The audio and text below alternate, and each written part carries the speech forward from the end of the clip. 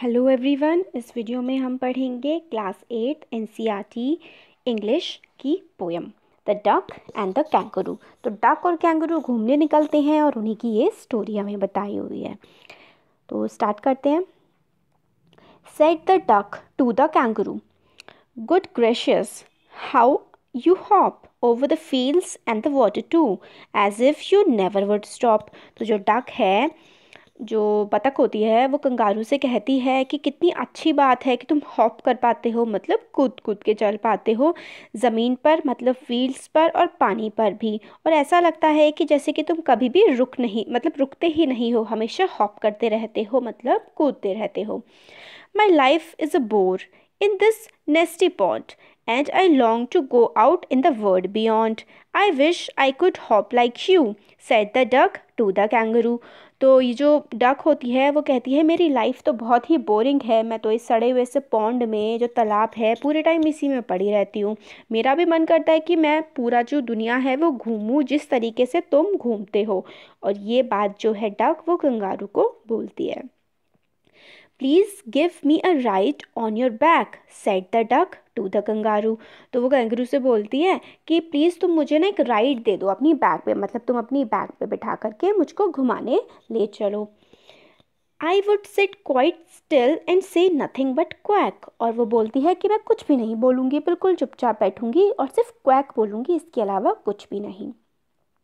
The whole of the day the whole of the long day through, and we would go to the Dee and the Jelly Bolly, over the land and over the sea.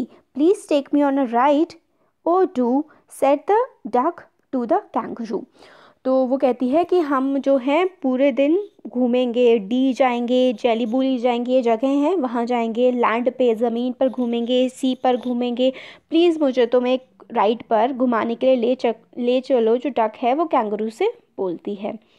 Sad the kangaroo to the duck. अब जो kangaroo है ना वो duck से बोलता है, this requires a little reflection, perhaps on the whole it might bring me luck, and there seems but one objection, which is, if you will let me speak so bold, your feet are unpleasantly wet and cold, and would probably give me rheumatiz, said the kangaroo। तो kangaroo जो होता है वो duck से बोलता है कि, तो जो कैंगरू है वो बोलता है डक से कि अगर तुम मुझे एक बात कहने दोगी बोल्डली, तो मैं तुम्हें कुछ बताना चाहूँगा कि मेरे लिए मतलब लकी होगा, अच्छा होगा कि मैं तुम्हें जो है घुमाने के लिए पूरे टाइम के लिए ले जा सकता हूँ। मगर मेरा एक ही ऑब्जेक्शन है, अगर मैं बोल्डली बोल पाऊँ तो वो ये है कि जो तुम्हारे पैर हैं वो बहुत ज़्यादा गीले हैं और ठंडे हैं, और अगर तुम मेरे ऊपर इन पैरों को लेके बैठोगी तो मुझे कोल्ड की डिसीज़ हो सकती है। ये देखिए जो है ना रूमेटिज़, ये एक बीमारी का नाम है जिसका एक्चुअली जो नाम है वो है र्यूमेटिज्म। इसको पोएम में राइम करने के लिए रूमेटिज़ बोला है कैंगरू के साथ, क्योंकि ये राइम कर रहा है।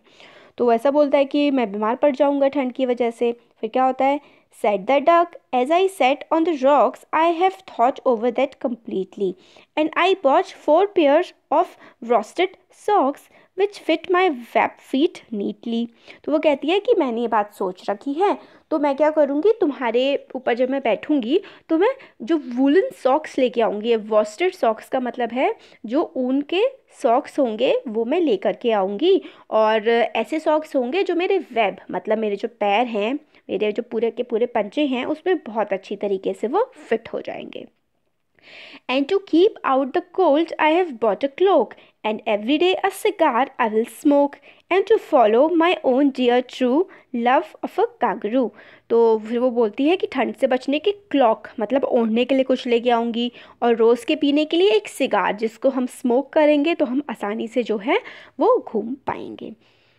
Said the kangaroo, I am ready, all in the moonlight pale, but to balance me well, dear duck, sit steady and quiet at the end of my tail। फिर वो कैंगरू ये बात सुन के डक की कि वो socks लेके आई है, clock, cigar लेके आएगी, तो कंगारू मान जाता है। वो कहता है कि हम लोग मूनलाइट, जब पेल मूनलाइट होगी, रात के समय, तो हम घूमेंगे, मगर तुम अच्छे से बैलेंस करके बैठना, ज़्यादा हिलना डुलना मत, सिट स्टेडी, ठीक से बैठना, और बिल्कुल चुपचाप बैठ जाना मेरी टेल पर, मेरी पूंछ पर।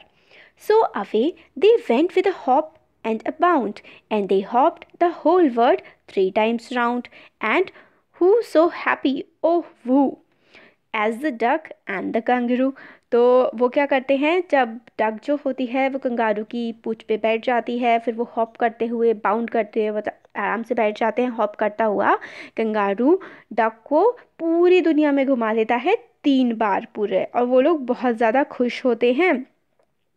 सो हैप्पी, ओहू, कौन हैप्पी होता है ज़्यादा, डक और कंगारू में से डक ज़्यादा हैप्पी होती है, कंगारू तो उसको घुमा ही रहा होता है बैठा करके। तो ये हो गई हमारी पोएम कंप्लीट। अब हम देखते हैं इसके क्वेश्चन आंसर्स। तो पहला क्वेश्चन है, taking words that come at the end of lines right 5 pairs of rhyming words, read each word allowed. For example, देखिए इसमें क्या क्या है, हमें एग्जाम्पल दिया हुआ है पॉन्ड और बियॉन्ड का, और कौन कौन से हो सकते हैं। तो इसमें हॉप था, कैंगरू हॉप करता है, फिर स्टॉप रुक जाना, तो हॉप और स्टॉप, बैक और क्वैक, डक और luck, reflection, objection, bold, cold. तो ये सारे के सारे वर्ड्स हो जाएंगे, hop stop, back quack, duck luck, reflection objection, और बोल्ड और कोल्ड। नेक्स्ट है, हमें डायलॉग कंप्लीट करने हैं।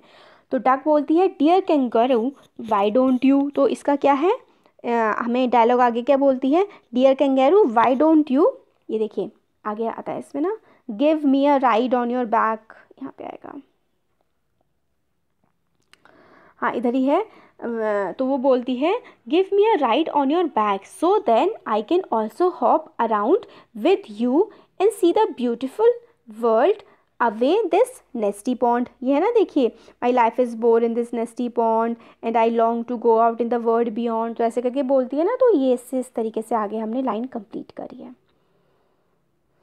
फिर कैंगरू बोलता है, with pleasure my dear duck दो। वो कहता है बिल्कुल खुशी से, मगर क्या बोलता है, वो बोलता है ना कि तुम्हारे जो पैर हैं वो काफ़ी ज़्यादा ठंडे हैं और मेरे को रूमेटिज़म हो सकता है अगर तुम इस तरीके से जाओगी। तो ऐसे करके आप लिख सकते हैं, with pleasure my dear duck though your feet, देखिए यहाँ पे, your feet are unpleasantly wet and cold and I would probably and it would probably give me rheumatiz. या फिर आप ये बोल सकते हैं, जो रूमेटिज़म बोल सकते हैं, जो सही वर्ड है इसका, ये हो गया।